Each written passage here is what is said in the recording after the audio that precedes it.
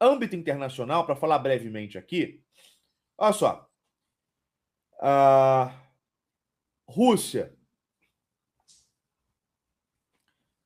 Isso claramente é um ataque direto aos BRICS, mas eu não sei exatamente do que o da Silva 4494 está falando. Ah, se é essa questão aí das tarifas contra o Brasil, ou o negócio de grupo terrorista, olha só, da Silva, o Brasil ele não dá a mínima para os BRICS, tá ok? Brasil, ó, o Brasil faz sabotagem interna nos BRICS. O Brasil bloqueou a Venezuela de entrar nos BRICS. O Brasil tentou impedir a entrada de outros membros no BRICS, inclusive do Irã. Olha só, isso que eu estou falando, pessoal, eu soube através de embaixadas. Um público, muitas vezes, sabe algumas coisas a partir de ouvir falar, a partir de ler em algum lugar, né? Eu sei a partir da informação de embaixadas. E embaixadas me disseram que o Brasil estava bloqueando Belarus, estava bloqueando o Irã e, de fato, bloqueou a Venezuela. O Brasil, portanto, é sabotador dos BRICS. O Brasil mudou a data da cúpula dos BRICS para poder prestigiar aquela cúpulazinha de bosta lá de não sei o que ambiental e plantinha e florzinha e aquecimento global e não sei o que mais. Né? A COP30, COP30.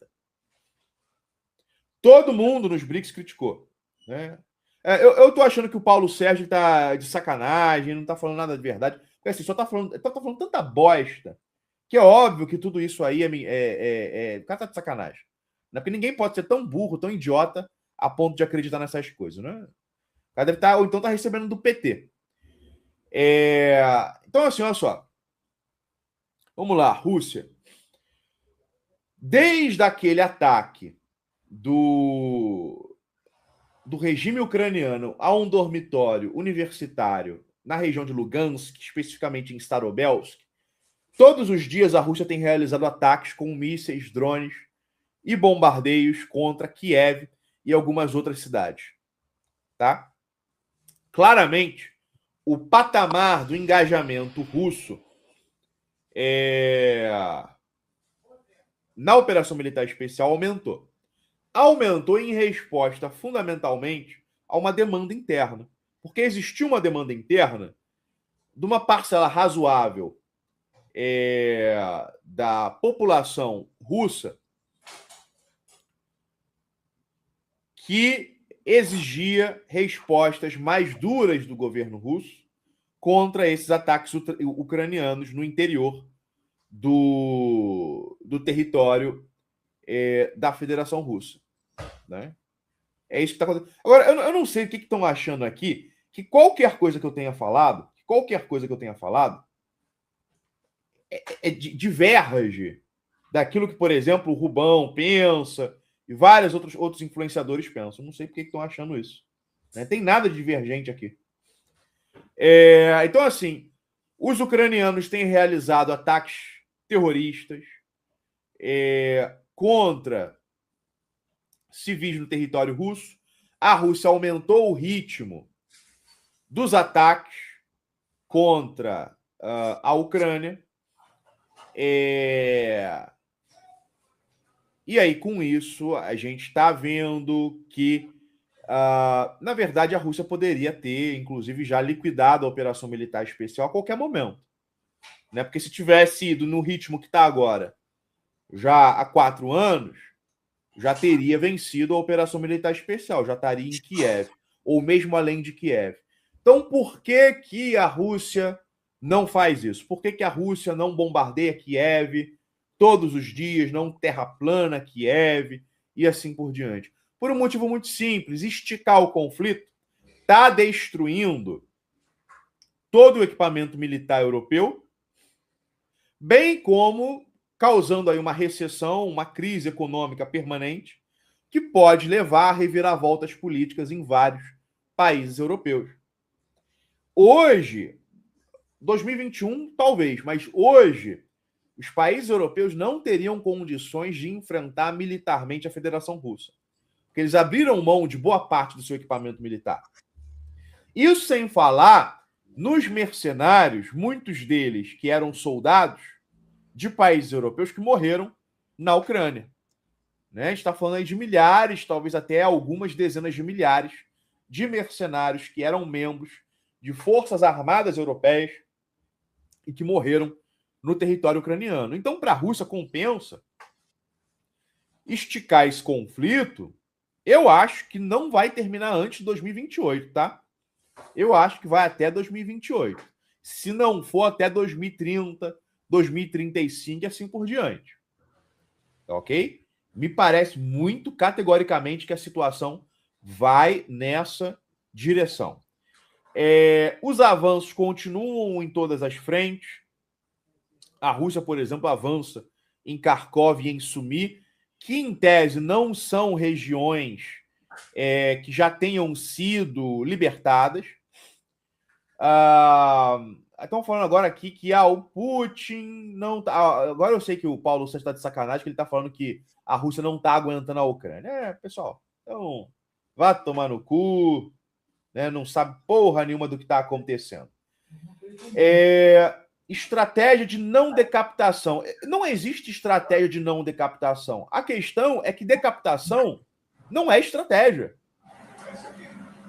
Então não tem estratégia de não decapitação. Eu não entendo o pessoal que trata o fato, ou melhor, a ideia, né, da Rússia assassinar os Zelensky como sendo a coisa mais natural do mundo.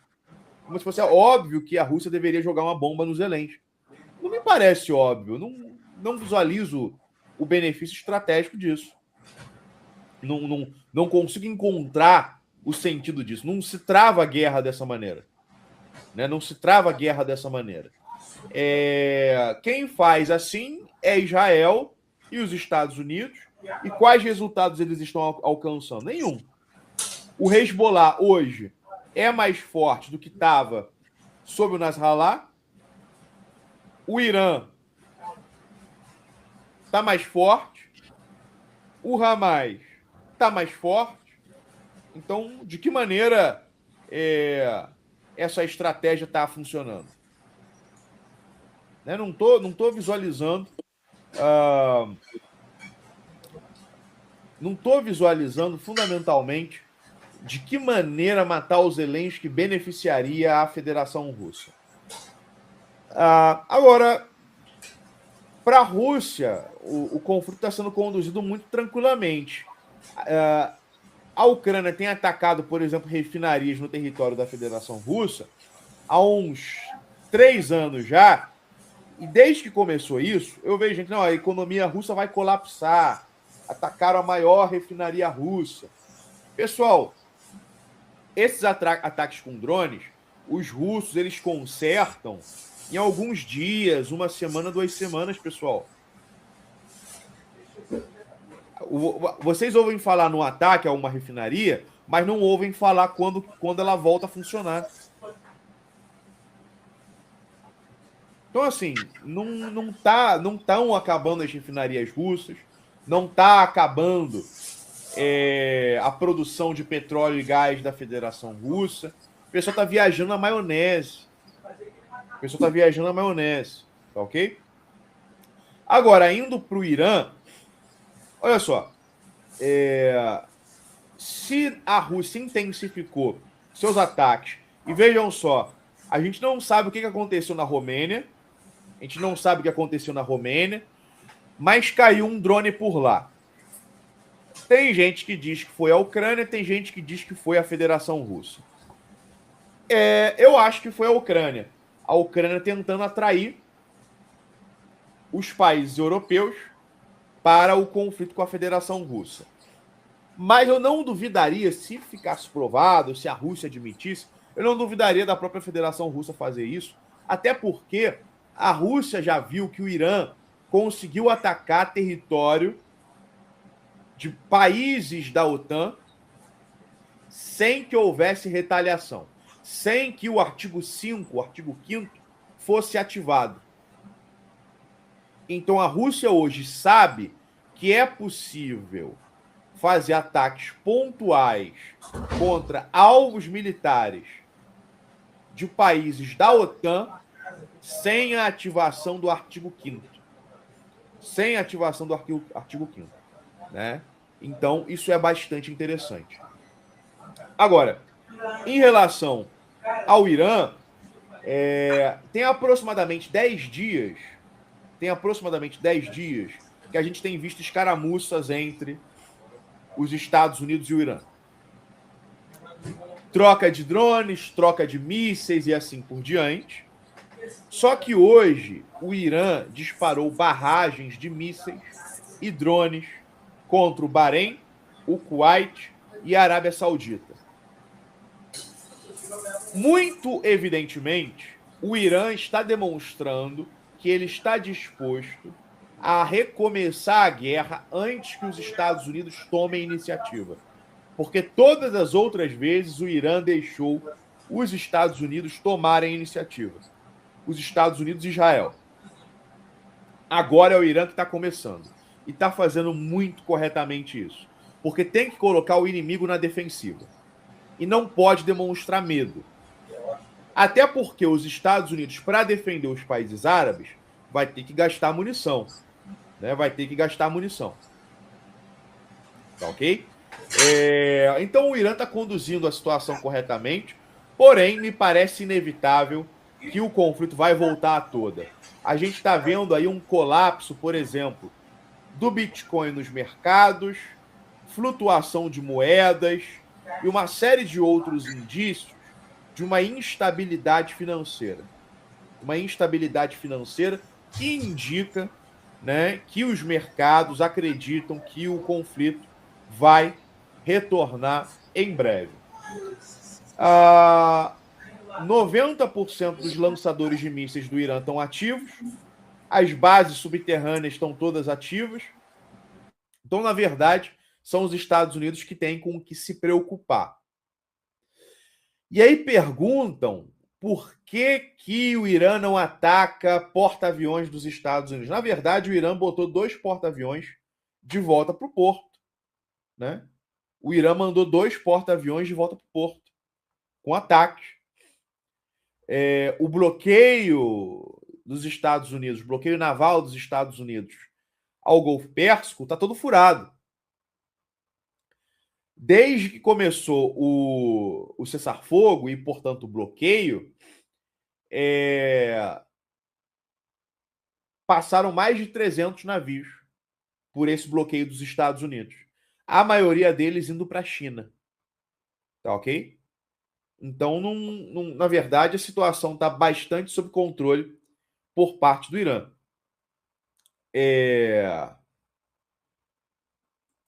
Agora, no caso de Israel, realmente, o grande problema do Estado de Israel nesse momento é o fato de que eles estão tendo que enfrentar os drones do Hezbollah. O Hezbollah passou a utilizar a estratégia de drones, né? O Hezbollah passou a usar estratégia de bombardeio com drones e Israel não tem como lidar com isso. Não está conseguindo lidar com isso. Esses dias aí eles lançaram, eu imagino que deva ter sido uns 10 drones numa gordona lá do exército de Israel. Devem ter, ainda usaram drones para explodir o carro que estava levando ela embora para receber atendimento médico, né? Ainda explodiram um carro que estava levando lá a Jamanta para poder receber atendimento médico. Então, assim, as Forças Armadas de Israel elas não estão preparadas para lidar com essa guerra de nova geração. Não estão atualizadas o suficiente. Os próprios Estados Unidos não estão conseguindo lidar com drones, né? Uma coisa são os caras que têm experiência, que eles mandam até para a Ucrânia, e olha que o pessoal veterano da guerra do Iraque sofreu lá na Ucrânia, porque não estavam acostumados a não ter superioridade aérea, né? Eles não estavam acostumados com isso. Porém, na prática, de fato, nem Estados Unidos nem Israel estão conseguindo lidar com essas chuvas de drones. Quando vocês veem a Israel avançando no sul do Líbano, na prática, o que está acontecendo é que o Hezbollah está utilizando táticas de guerrilha e por isso não se preocupa com controlar território. Vai recuando, disparando drones, utilizando snipers para ir abatendo a maior quantidade possível de soldados israelenses, se está funcionando. Ok? Então, assim, a situação atual é essa, pelo menos daquilo que a gente tem visto. Enquanto a gente está falando, o Irã continua disparando drones na direção do Kuwait, por exemplo. 10 minutos atrás, não, acho que 20 minutos atrás, outra onda de drones foi enviada contra o Kuwait. Eles estão focando agora, aparentemente, no Kuwait e no Bahrein. E é isso, pessoal. Mas finalizando em relação ao Brasil, pessoal, olha só. Esqueçam essas eleições presidenciais, porque as soluções para o Brasil não vão vir dessas eleições presidenciais. E eu acho melhor nem votar do que sujar as nossas mãos dando apoio, seja para o Lula ou para o Flávio Bolsonaro. Né? É isso aí, pessoal. Devolvo a palavra ao Rubão e até a próxima semana.